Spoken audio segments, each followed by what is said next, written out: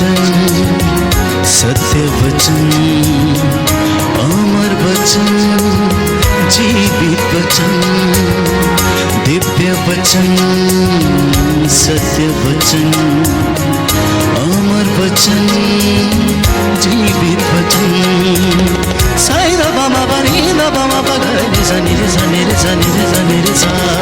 दिव्य वचन, सत्य वचन, अमर वचन, जीवित वचन, दिव्य वचन, दिव्य वचन।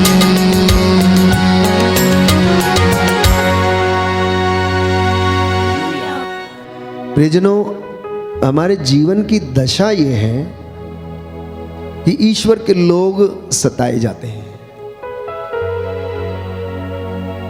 ईश्वर के लोग सताए जाते हैं और कभी कभी हमें लगता है कि ईश्वर हमारे साथ नहीं है और वो हमारे साथ न्याय नहीं करता है। कई बार लोग पूछते हैं कि आखिर धर्मी को इतना दुख क्यों भोगना पड़ता है, धर्मी क्यों सताया जाता है। तो प्रभु ने कहा, धन्य है वे जो मेरे कारण अत्याचार सहते हैं, वो जीवन का मुकुट प्राप्त करेंगे। प्यारे भाई और बहनों, प्रभु के राज्य में प्रवेश करने का यही एक माध्यम है, इससे बड़ा दूसरा कोई काम नहीं है। ईश्वर जो पवित्र है, उस पवित्रता में जाने के लिए, प्रवेश करने के लिए हमें इस रास्ते से होकर जाना ही पड़ेगा। हमें प्रभु के नाम पर तप करना पड़ेगा, अपने आप को तपाना पड़ेगा और हम परखे जाएंगे, हमारे विश्वास की परख की जाएगी और वो दुख की भट्टी में हमें परखता है। तो इसलिए धर्मी लोग जो निरंतर प्रार्थना करते, उपवास करते हैं, फिर भी उनके काम पूरे नहीं होते, तो निराश मत हो जाइए। प्रभु आपके साथ हैं। प्रभु ये कहता है, धरती पर नहीं परंतु स्वर्ग में अपनी पूंजी जमा करो, जहां पर ना तो कीड़ा लगता है, ना उसे चोर चुराता, ना उसे सेंक लगती है, और वहां पर वो प्यारे भाई और बहनों हिफाजत से रहती है। लेकिन हम लोग इस धारणा में रहते हैं कि बड़ा कौन है, जिसके पास शान शौकत है, जिसके पास गाड़ी है, मोटर है, बंगला है, ये सब चीजें हैं, लेकिन उसके पास सुकून नहीं है, उसके पास आनंद नहीं है, उसके घर में रौनक नहीं है, उसके घर में नींद नहीं है। उसे बहुत सारे बॉडीगार्ड्स लेकर अपनी सुरक्षा के लिए तैनात करने पड़ते हैं ताकि उसके ऊपर कोई आकर अटैक ना कर दे, उसे मार ना डाले। प्यारे भाइयों और बहनों, लेकिन धर्मी व्यक्ति जो निडर होकर रहता है, जो उसकी भक्ति करता है, उसके पास नींद भी है, सुकून भी है, चैन भी है, भरोसा भी है, और वो दान दक्षिणा देने में भी आगे रहता है। प्यारे भाइयों और बहनों, ऐसे ही नबियों में से एक नबी यिर्मयाह नबी, जिसके बारे में हम पढ़ते हैं, प्रभु से शिकायत करने लगता है।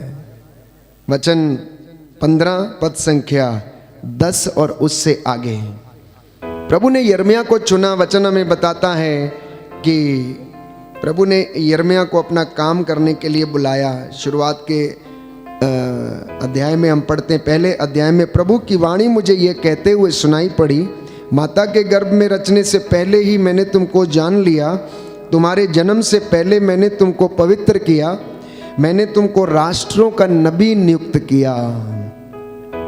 तो इतना सब करने के बाद प्यारे भाइयों और बहनों, यिर्मयाह नबी को विश्वास नहीं हो रहा था। यिर्मयाह नबी को विश्वास नहीं हो रहा था और वो क्या करने लगता है, अपने भाग्य को कोसने लगता है। प्रभु उसे नियुक्त करना चाहता था और लोगों को जाकर परमेश्वर उसके द्वारा संदेश सुनाना चाहता था, लेकिन यिर्मयाह निराश हो बैठा और वो कहने लगा, देखिए वचन में हम पढ़ेंगे, अध्याय 15 पद संख्या 10 में, हाय माता, आपने मुझे क्यों जन्म दिया, धिक्कार मुझे, क्योंकि सारा देश मुझसे लड़ता झगड़ता है। मैं ना तो किसी को उधार देता और ना किसी से उधार लेता हूं, फिर भी सब मुझे कोसते हैं। तो प्रभु की बात पर यिर्मयाह विश्वास नहीं कर पाया, और जब विश्वास नहीं कर पाया तो प्यारे भाइयों और बहनों वो परमेश्वर से सवाल करने लगता। मैंने आपसे कहा कि आप में से कई लोग ये सोचते हैं कि धर्मी व्यक्ति सताया क्यों जाता है, धर्मी व्यक्ति पे दुख क्यों आता है। तो प्रभु चाहता है कि आप विश्वास की, आपके विश्वास की परख हो जाए। तो एक व्यक्ति ऐसा जिसको प्रभु ने चुना अपने काम के लिए, वो अपने भाग्य को कोसने लगता है। जब लोग उसका विरोध करने लगते हैं तो एक दिन कहता है कि मैं मनोरंजन करने वालों के साथ बैठकर आनंद नहीं मनाता। ये अपना दुख नबी अपने प्रभु को सुनाता है। तो प्रभु से कहता है कि मेरी पीड़ा का अंत क्यों नहीं होता, मेरा दुख समाप्त क्यों नहीं होता, मेरा घाव भरता क्यों नहीं है। तू मेरे लिए उस अविश्वसनीय नदी के जैसा है जिसमें सदा पानी नहीं रहता है। इस पर प्रभु ने उत्तर दिया, यदि तुम अपने शब्द वापस लोगे तो मैं तुम्हें स्वीकार करूंगा और तुम फिर मेरी सेवा करोगे। यदि तुम निरर्थक भाषा नहीं बल्कि उपयुक्त भाषा का प्रयोग करोगे तो तुम मेरे प्रवक्ता बनोगे। ये लोग फिर तुम्हारे पास आएंगे और तुमको इनके पास नहीं जाना पड़ेगा। Hallelujah, hallelujah, hallelujah, hallelujah. Yeshu की स्तुति हो, यीशु की स्तुति हो, यीशु को धन्यवाद, यीशु को धन्यवाद, यीशु की आराधना हो, यीशु की आराधना यीशु हो, की महिमा हो। यीशु की महिमा हो। Hallelujah, hallelujah, hallelujah, hallelujah, hallelujah. Hallelujah. तो नबी को प्यारे भाइयों और बहनों अपने पारिवारिक सुख से वंचित रहना पड़ा। बाइबल हमें बताती है नबी यिर्मयाह को अपने पारिवारिक सुख से वंचित रहना पड़ा। उसे प्यार, सांत्वना और सलाह से भी वंचित रहना पड़ा। नबी को आजादी थी प्रभु के वचन की घोषणा करने की, भविष्यवाणी करने की।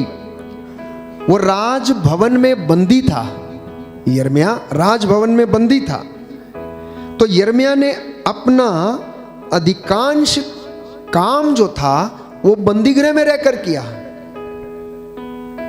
उसके विरोधियों ने उसे बंदीगृह में डलवा दिया था, लेकिन फिर भी यिर्मयाह नबी ने अपना ज्यादातर काम भविष्यवाणी का बंदीगृह में रहते रहते किया। उसे आजादी थी, वो कर सकता था, नहीं कर सकता था। मां को इसलिए कोसता है, भाग्य को इसलिए कोसता है, गर्भ को इसलिए कोसता है क्योंकि वो निरंतर उसे दंड सहना पड़ता है, दुख से कष्ट से होकर गुजरना। इसलिए वो कहता, हाय मैं पैदा ही क्यों हुआ, मैं उसी दिन मर जाता जिस दिन मैं पैदा हुआ था। तो ऐसे जीवन में हमारे भी बहुत क्षण आते हैं जब आप लोग अपने भाग्य को कोसने लगते हैं, अपनी किस्मत को कोसने लगते हैं और कहते हैं मेरी तो किस्मत ही फूटी है, मेरा तो भाग्य ही फूटा है। ये ऐसी बहू मेरे घर में कहां से आ गई, ये ऐसा लड़का मेरे घर में कहां से आ गया, ये नाती तो पैदा ही नहीं होता तो अच्छा होता, इसने मेरी नाक में दम कर रखा है। अच्छा होता मैं मर जाती, अच्छा होता तुम्हारे साथ मेरी शादी ना हुई होती तो मुझे ये दिन देखने नहीं पड़ते, मुझे चूल्हा झोंकना नहीं पड़ता, तुम मेरे साथ इतना अन्याय करते हो, मारते हो, पीटते हो। अच्छा होता मेरी शादी तुम्हारे साथ हुई नहीं होती, प्रभु मुझे उठा ले। ये जमीनी हकीकत है, यह परिवारों की हकीकत है। ऐसी ही एक हकीकत बाइबल में यिर्मयाह नबी के साथ होती है। लेकिन यिर्मयाह नबी को प्रभु ये कहता है, देख तू अपना शब्द वापस ले, तू अपना शब्द वापस ले। जितना तूने कुड़कुड़ाया, जितना तूने गंदगी बोली, जितने शब्द तूने अपने मुंह से निकाले हैं, इसको तू वापस ले और तेरा घाव भर जाएगा, तेरी पीड़ा का अंत हो जाएगा, तू मेरी जीभ बनेगा, मैं तुझे अपना प्रवक्ता बनाऊंगा। और प्रभु ने ऐसा किया। उसे बंदी गृह में रहते रहते परमेश्वर ने अपनी भविष्यवाणी करने के लिए इस्तेमाल किया। यह परमेश्वर का काम है प्यारे भाई और बहनों। वो जिसे चुनता है उसे महान बनाता है। इसलिए संत पौलुस कहता, अपने मुंह से अश्लील और भद्दी बातें निकालना सर्वथा छोड़ दो, अन्यथा प्रभु उसे पसंद नहीं करता है। प्रभु उसे पसंद नहीं करता है। तो कठिन परिस्थितियों में भी नबी यिर्मयाह प्रभु के प्रति ईमानदार रहता है। देखिए, तो मसीहों के लिए आज एक निमंत्रण, एक इनविटेशन है कि आपकी परिस्थिति कितनी भी खराब क्यों ना हो, आप प्रभु के साथ ईमानदार रहें, आपका ईमान जागता रहे, आपका ज़मीर सोए नहीं। आप भले सो जाएं लेकिन आपका ज़मीर ना सोए। ज़मीर मतलब ईमान, आपका conscience, your conscience should not sleep any time. Conscience sleep होने का मतलब है आपको कोई और नजर आ गया, वहां चले गए, यहां छोड़ दिया। प्यारे भाइयों और बहनों, तो प्रभु हमारे जीवन में हमको हर एक विषम परिस्थिति में हमारे साथ रहता। आप याद करिए, बुलाइए। चेलों ने देखा डूब रहे थे, नाव हिलोरे मार रही है, तूफान आ गया, अकेले मेहनत कर रहे थे। जब लगा कि अब कुछ नहीं कर सकते तो दौड़ के चले आए, कहने लगे बचाओ हम डूब रहे हैं और आप सो रहे हैं। वो कहता है, रे मंद बुद्धियों, रे निर्बुद्धियों, मैं कब तक तुम्हारे साथ रहूं? रे अल्प विश्वासियों, तुमने विश्वास क्यों नहीं किया? समुद्र को डांटा, शांत हो गया। तूफान को डांटा, वो शांत हो गया, थम गया।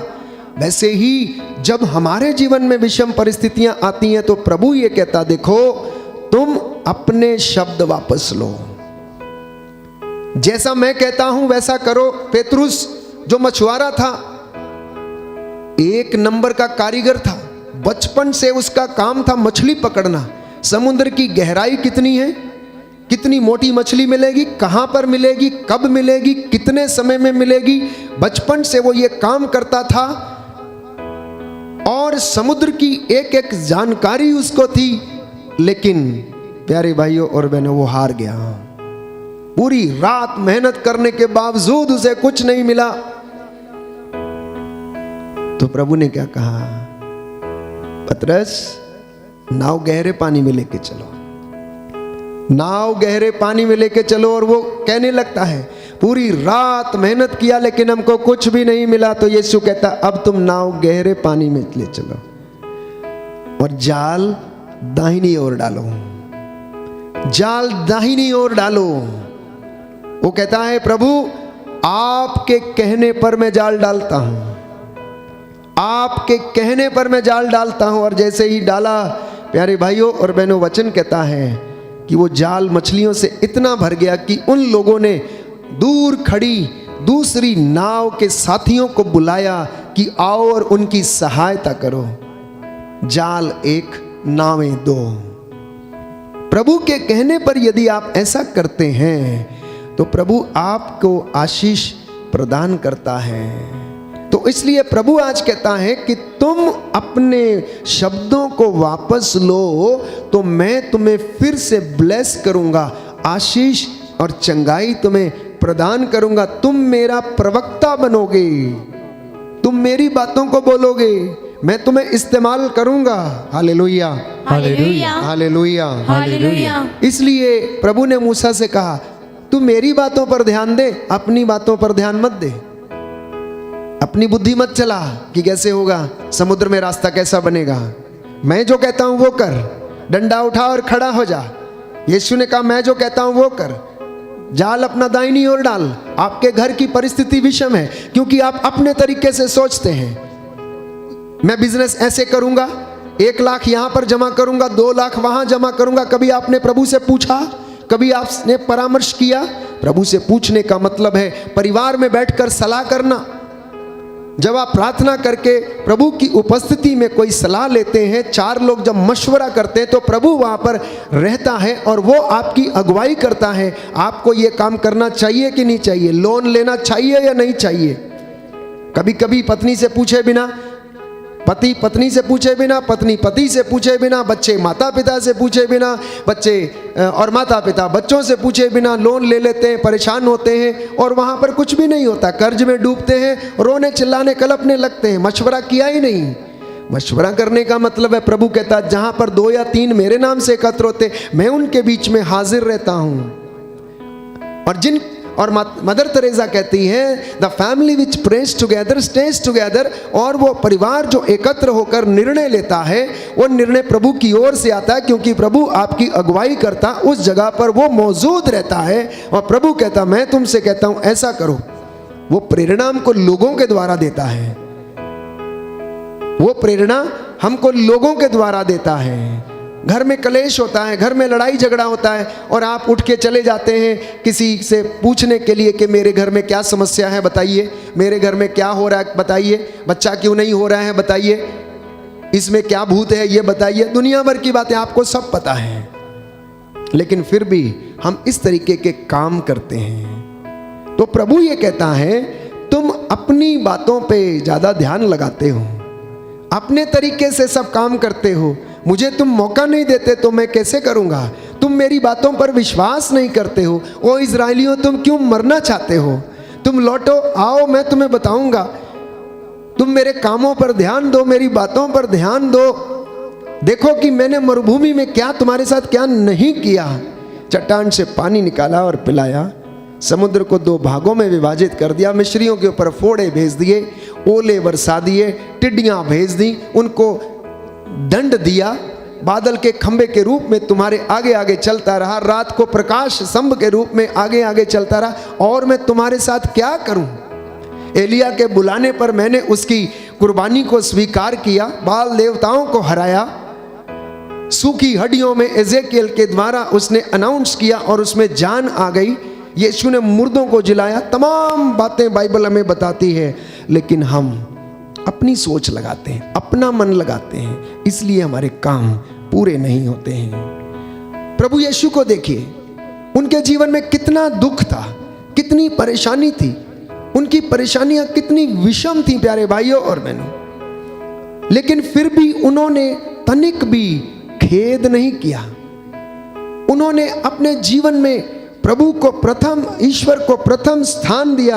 पिता से रोज मिलने के लिए जाता था। तो इंसान का अधिकांश जीवन जो है वो कहाँ गुजरता है? वो दुख में और कष्ट में गुजरता है। इसलिए बाइबल हमें बताती है, उपदेशक ग्रंथ बुक ऑफ एक्लेसियास्टिस चैप्टर 2 वचन में हम पढ़ते हैं कि प्रभु कि मनुष्य व्यर्थ ही परिश्रम करता, अपने जीवन में बहुत सारा काम करता है, लेकिन उससे इसको क्या मिलता है, क्या लाभ होता है? देखिए,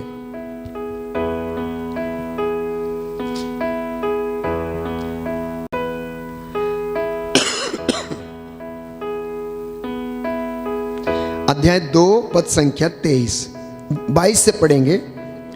क्योंकि मनुष्य को कड़ी धूप में कठिन परिश्रम करने के बदले क्या मिलता है? उसके सभी दिन सचमुच दुखमय है और उसका सारा कार्यकलाप कष्टदायक है। रात को उसके मन को शांति नहीं मिलती, यह भी व्यर्थ है। तो मनुष्य के लिए सबसे अच्छा यह है कि वह खाए पिए और परिश्रम करते हुए संतुष्ट रहे। तो आपके लिए, मेरे लिए, मनुष्यों के लिए क्या सबसे अच्छा है? कि वो खाए पिए। जब तक वो खा पी सकता है तब तक उसके लिए सब कुछ अच्छा है। और परमेश्वर चाहता है कि आप खाएं पिएं, सुखी रहें और संतुष्ट रहें। मैंने देखा कि यह भी ईश्वर के हाथ से ही प्राप्त होता है, किसी दूसरे व्यक्ति के हाथ से नहीं मिलता। कि कोई व्यक्ति खा सकता है, आनंदित रहता है, संतुष्ट रहता है और तृप्त रहता है, तो वचन कहता है कि यह भी ईश्वर के हाथ से वरदान मिलता है, किसी दूसरे के हाथ से वरदान नहीं मिलता। क्योंकि ईश्वर के अनजान में ना तो कोई खा पी सकता और ना कोई चिंता कर सकता है। जिस मनुष्य पर ईश्वर प्रसन्न है वह उसे प्रज्ञा, ज्ञान आनंद प्रदान करता है। बोलो आमेन, आमीन। हालेलुया। हालेलुया। दाहिना हाथ उठाकर वचन दोहराएंगे। प्रभु कहता है, प्रभु कहता है, जिस मनुष्य पर जिस मनुष्य पर ईश्वर प्रसन्न है, ईश्वर प्रसन्न है, वह उसे प्रज्ञा, वह उसे प्रज्ञा, ज्ञान और आनंद ज्ञान और आनंद प्रदान करता है। प्रदान करता है। किंतु वह पापी मनुष्य से किंतु वह पापी मनुष्य से धन एकत्र करने धन एकत्रित करने और संचित रखने का और संचित रखने का काम करवाता है, काम करवाता है, जिससे वह उसे उस मनुष्य को सौंप दे उसे उस मनुष्य को सौंप दे जिस पर ईश्वर प्रसन्न है। जिस पर ईश्वर प्रसन्न है, यह भी व्यर्थ और यदि व्यर्थ और हवा पकड़ने के बराबर है। हवा पकड़ने के बराबर है। Hallelujah, hallelujah. हालेलुया। हालेलुया। तो उपदेशक कहता है कि सब कुछ व्यर्थ है, तुम क्यों इतना मेहनत करते हो, सारा दिन पसीना बहाते, फिर भी रात को शांति नहीं, रात को नींद नहीं, रात को खा नहीं सकते, पूरा दिन करते, शुगर की बीमारी से परेशान है, मीठा खा नहीं सकते, फिर भी दिन रात दफ्तर में मेहनत करता, क्या फायदा है? बोलता है सब कुछ व्यर्थ है। बाइबल हमें बताने का प्रयास कर रही, इसलिए हम प्रभु की बातों की ओर ध्यान लगाकर संतुष्टि प्राप्त करें, आनंद प्राप्त करें। अगर मनुष्य कुछ खा पी सकता है तो प्रभु का वचन कहता है कि यह सबसे बड़ा वरदान उसके लिए है। अगर कोई खा पी नहीं सकता तो प्यारे भाइयों और बहनों, ये उसके लिए वरदान नहीं है, क्योंकि अधिक चिंता करने से मनुष्य दुस्वप्न देखता है। जो लोग अधिक सोचते हैं, जो लोग अधिक चिंता करते हैं, उन्हें क्या दिखता है? उन्हें खराब सपने आते हैं। और अधिक बोलने वाला व्यक्ति बकवास करता है। जो अधिक बोलता है वो बकवास करता है, और जो चिंता करता है उसे खराब सपने आते हैं। अब देखिए, बाइबल आपके शब्दों का, आपके सवालों का जवाब दे रही कि मुझे खराब सपने क्यों आते हैं? क्योंकि आप ज्यादा सोचते हैं, आपका मन शांत नहीं है। इसलिए बाइबल हमें बताती, मन शांत है तो वो हड्डियों को स्वास्थ्य प्रदान करती है।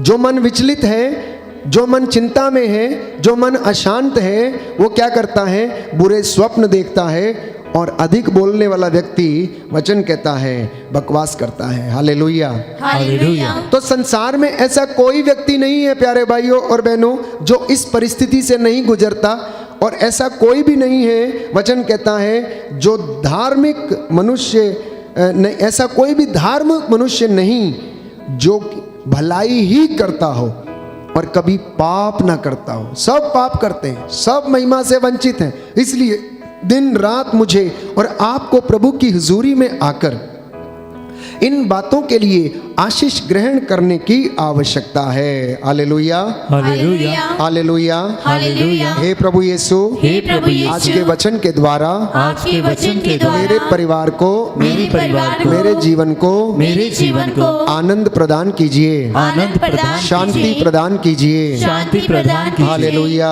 हालेलुया। हालेलुया। हालेलुया। इसलिए ज्योति जीवन का मकसद या जीवन का जो आनंद है प्यारे भाइयों और बहनों, उसके विषय में बाइबल कहती है,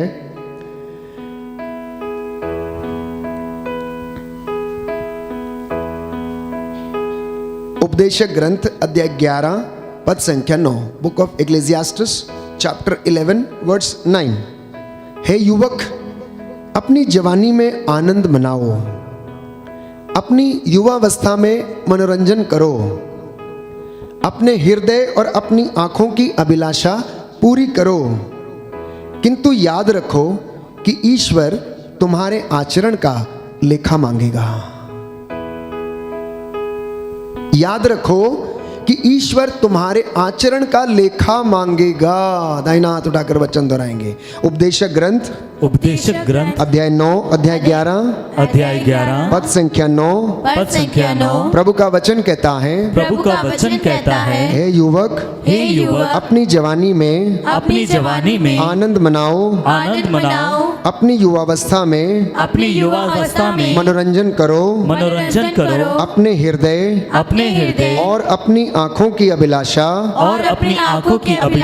पूरी करो, किंतु याद रखो याद रखो कि ईश्वर तुम्हारे आचरण का कि ईश्वर तुम्हारे आचरण का लेखा मांगेगा। लेखा मांगेगा। Hallelujah, hallelujah, hallelujah. Hallelujah. Yeshu की स्तुति हो, यीशु की स्तुति यीशु को धन्यवाद, यीशु को यीशु की आराधना हो, यीशु की यीशु की महिमा हो, यीशु की महिमा यीशु को धन्यवाद। यीशु को धन्यवाद। तो प्रियजनों, हमें इस बात को नहीं भूलना चाहिए कि हमें हमारे जीवन का लेखा हमसे मांगा जाएगा। प्रभु कहता है, मैं दोनों चीजें तुम्हारे सामने रखता हूं, तुम जिसको चुनना चाहते हो चुन लो। भलाई बुराई, जीवन मृत्यु, अच्छा बुरा, जो चाहते हो चुन लो। आप फ्री हो, आप आजाद हो। आदम और हवा आजाद थे, उनको पूरी आजादी थी, लेकिन उन्होंने उस आजादी का गलत इस्तेमाल किया, आज्ञा का उल्लंघन किया और वे शैतान के वश में फंस गए। इसलिए नौजवानों से, नवयुवक युवतियों से प्रभु ये कहता है, तुम्हें जो करना है करो, आनंद मनाओ, खाओ पियो, ऐश करो, मौज करो, अपनी आंखों की अभिलाषा को पूरा करो, जो तुम देखते हो उसका आनंद ले लो, कोई बात नहीं। लेकिन याद रखो, तुम्हारे आचरण का लेखा परमेश्वर तुमसे मांगेगा। परमेश्वर तुमसे तुम्हारी हर एक निकम्मी बात का हिसाब लेगा। मत्ती के सुसमाचार में यीशु ने कहा कि तुम्हें अपनी हर एक निकम्मी बात का हिसाब देना पड़ेगा। इसलिए यिर्मयाह से उसने कहा, यिर्मयाह तू अपनी निकम्मी बातों को तू वापस ले, प्रायश्चित कर, तू परमेश्वर से खौफ ज़दा ना हो, परंतु उसका भय मान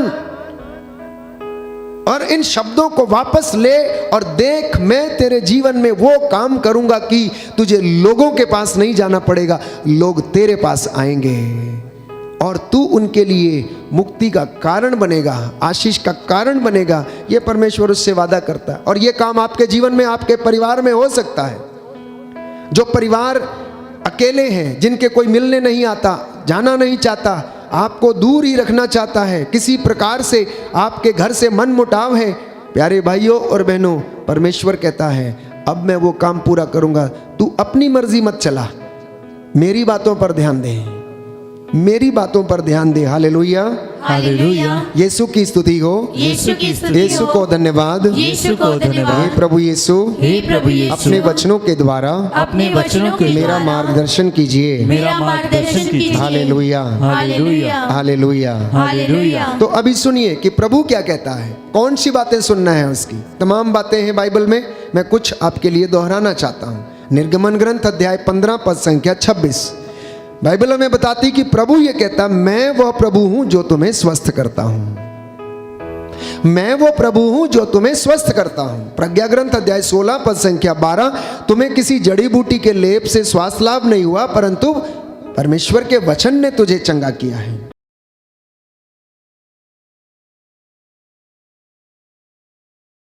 सुनोगे तो वह तुमसे बीमारियां दूर रखेगा और तुम पर वो बीमारियां नहीं ढाएगा जो बीमारियां उसने मिस्रियों पर ढाई थी। निर्गमन ग्रंथ अध्याय 23 पद संख्या 25 कहता, मेरी बात पर ध्यान लगा कि तुम अपने परिवार के साथ अपने ईश्वर की सेवा करोगे और वह तुम्हारे अन्न जल को आशीष प्रदान करेगा। और प्रभु कहता है, मैं तेरे परिवार से बीमारियां दूर रखूंगा, बीमारियां दूर रखूंगा, तुझे सुख शांति प्रदान करूंगा। बोलो आमीन, आमीन। तो क्या आप अपने वचन वापस लेने को तैयार हैं? क्या अपनी गलतियां, अपनी कमजोरियों को वापस लेने के लिए तैयार हैं? क्या प्रायश्चित करने के लिए तैयार हैं? क्या अपने होठों को शुद्ध करने के लिए तैयार हैं? इन होठों से, इस जुबान से कितनों के कत्ल कर दिए आपने, जिनके घाव आज तक नहीं भरते हैं। तलवार से मर जाए तो एक बार मर जाता है इंसान, अच्छा है, लेकिन अगर किसी पुरुष या स्त्री के मुख से श्राप निकलता है तो वो घाव कभी भरता नहीं है। जानते हैं आप लोग? इसलिए प्रभु कहता है, अपना शब्द वापस लो, क्योंकि तुम्हारे वचन दुधारी तलवार के समान है। तलवार तो एक बार मारती है, लेकिन ये शब्द जिंदगी भर मारते हैं, जिंदगी भर घाव देते हैं। ओ यिर्मयाह, ये शब्द तू वापस ले, और देख तुझे मैं अपना प्रवक्ता बनाऊंगा, तुझे ब्लेस करूंगा। कितने घरों में कलेश है, कितनी सास अपनी बहुओं को निरंतर श्राप देती रहती हैं, कितनी बहुएं अपनी सास को श्राप देती रहती हैं, अपने बच्चों को श्राप देती रहती हैं। क्या वहां पर कुछ पनपेगा? क्या वहां पर कुछ आशीष आएगी? क्या आपके परिवार में कभी उन्नति होगी? क्या आपके परिवार में वहां पर बरकत आएगी? सूखे अंजीर के पेड़ के समान वो परिवार हो जाएगा जिस पे कभी फल नहीं लगता। प्रभु जब फल खोजने आता है तो उसे नहीं मिलेगा और वो बोलेगा काट डालो, धरती को क्यों छेके हुए हैं। जानते हैं ये कड़वे वचन है प्यारे भाई, और बाइबल की हमें समझना है। प्रभु हमें समझाना चाहता है कि इन बातों का अर्थ क्या है। जब वो हमसे कहता है कि अपने शब्द वापस लो तो तुम्हारा घाव भर जाएगा, तुम चंगे हो जाओगे, तुम अपने परिवार के साथ प्रभु ईश्वर की सेवा करोगे और मैं तेरे अन्न जल पर तेरे आटा गूंदने की परात को आशीष प्रदान करूंगा और बीमारियां तुझसे दूर रखूंगा। कहता है तुम में से कुछ लोग अपने कुकर्मों के कारण बीमार पड़े हुए हो। साम नंबर 107। प्यारे भाई और बहनों, वचन पढ़ के आपके लिए सुनाता हूं। प्रभु का वचन कहता है कि ईश्वर की इच्छा नहीं है कि आप लोग बीमार पड़ें, लेकिन तुम लोगों से कुछ लोग अपने ही कुकर्मों के कारण, अपनी निकम्मी बातों के कारण बीमार हो। ईश्वर को कोसना नहीं, भाग्य को कोसना नहीं।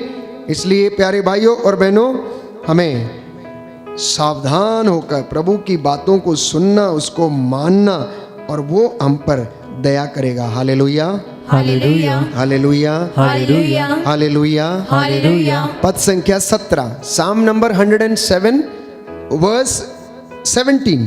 कुछ लोग अपने कुकर्मों के कारण बीमार पड़ गए थे, वे अपने पापों के कारण कष्ट झेल रहे थे।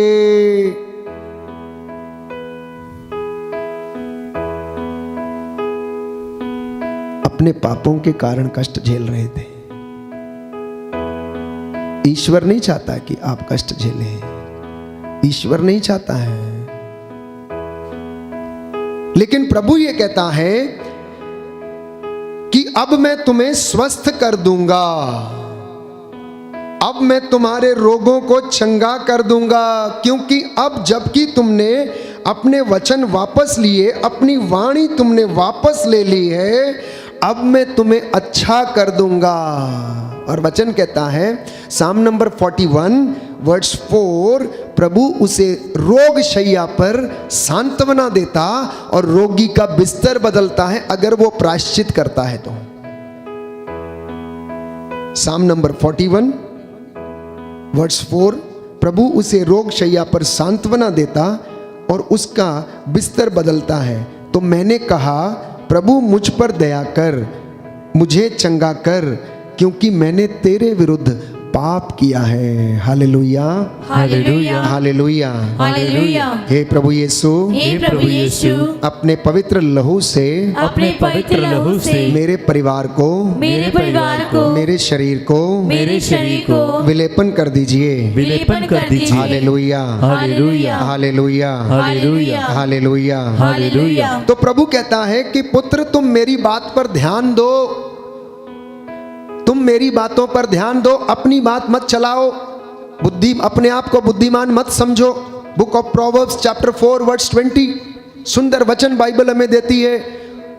सूक्ति ग्रंथ अध्याय 4 पद संख्या 20, पुत्र मेरी बात पर ध्यान दो, कान लगाकर मेरी शिक्षा सुनो, उसे अपनी आंखों से कभी ओझल ना होने दो, उसे अपने हृदय में संजोए रखो, यह तुम में नवजीवन का संचार करेगी और तुम्हारे शरीर को स्वास्थ्य प्रदान करेगी। दाहिना हाथ उठाकर अंगीकार करें, याद करें, वचन बार बार दोहराना। प्रभु का वचन कहता है, प्रभु का वचन कहता है, सूक्ति ग्रंथ सूक्ति ग्रंथ अध्याय 4 अध्याय 4 पद संख्या 20, पद संख्या 20, पुत्र मेरी बातों पर ध्यान दो, पुत्र मेरी बातों पर ध्यान दो, कान लगाकर मेरी शिक्षा सुनो, कान लगाकर मेरी शिक्षा सुनो, उसे अपनी आंखों से उसे अपनी आंखों से ओझल ना होने दो, ओझल ना होने दो, उसे अपने हृदय में उसे अपने हृदय में संजोए रखो। संजोए रखो। हालेलुया। हालेलुया। और यह तुम में और यह तुम में नवजीवन का संचार करेगी नवजीवन का संचार करेगी और तुम्हारे शरीर को और तुम्हारे शरीर को स्वास्थ्य प्रदान करेगी। स्वास्थ्य प्रदान करेगी। हालेलुया। हालेलुया। हालेलुया। हालेलुया। तो ये प्रभु आज हमसे कहना चाहता है, इन बातों पर ध्यान लगाना कि तुम अपने परिवार के साथ ईश्वर की सेवा करना, तो वो तुम्हारे अन्न जल को आशीष देगा, पहली बात। दूसरी बात वो कहता है, पुत्र मेरी बात को कान लगाकर सुनो, मेरी शिक्षा को अपने मन में, आत्मा में, हृदय में संजो कर रखो, अंदर रखो, जिससे कि यह तुम्हें नया जीवन प्रदान करेगी, तुम्हारे शरीर को स्वास्थ्य प्रदान करेगी और तुम्हें लज्जित नहीं होना पड़ेगा। आइए हम प्रार्थना करें। इस वक्त हम एक दूसरे के लिए प्रार्थना करें, विशेष तौर पर जो बीमार हैं उनको हम समर्पित करें प्रभु के हाथों में, कि प्रभु आप तमाम लोगों को जो बड़े आग्रह के साथ प्रार्थना कर रहे हैं, आंसू बहा रहे हैं, प्रभु आप इनके आंसुओं को देखने की कृपा कर। हे प्रभु यीशु, इनके जीवन में तेरी शांति विराजे। जो बीमार हैं, रोग शैया पर हैं, उन्हें प्रभु चंगाई और शांति प्रदान कर।